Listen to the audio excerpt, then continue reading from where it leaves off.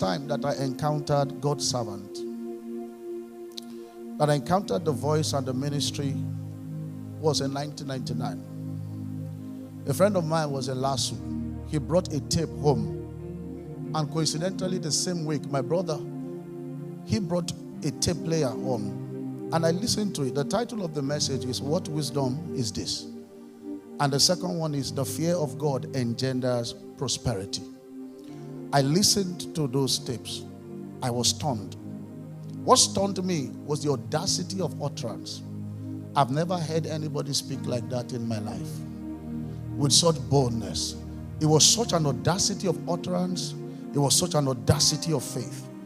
The depth of revelation, the authority with which the word was coming was stunning to me. It wasn't just like another sermon in the tape that you listen to.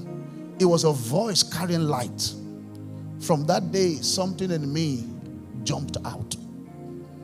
Over the years, I've been privileged to sit under him and under his teachings and to experience the grace of God upon his life as a prophet, as a pastor, as an apostle, and as a teacher, both spiritually and in the classroom.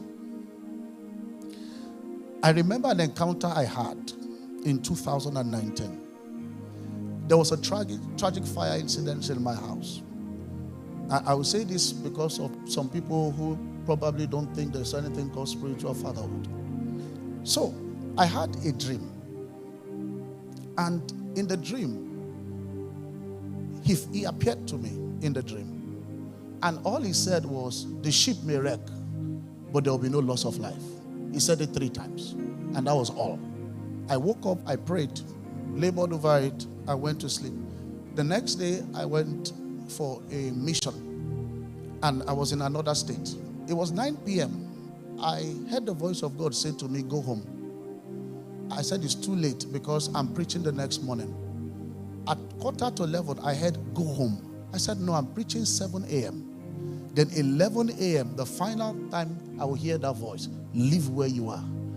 And I left. I got home. To my amazement, everything was fine. And I felt, so why did I come here? Then suddenly, at about 12:15, the house erupted with fire. The entire duplex burnt down. There was no how to leave the house. I remember then my wife was pregnant with our last child then. And there was no way. The pinhole to leave the house was electrocuted. We couldn't go out.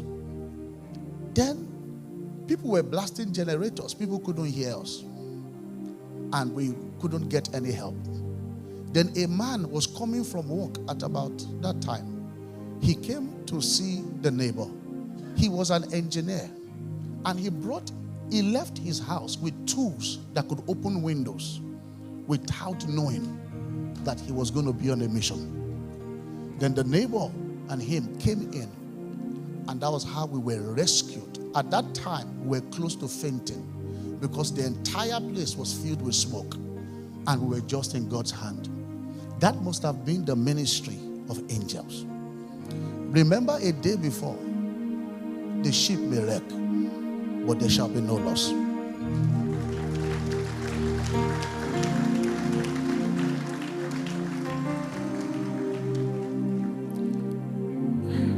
I can't explain that experience, but I know that my life would have been far gone.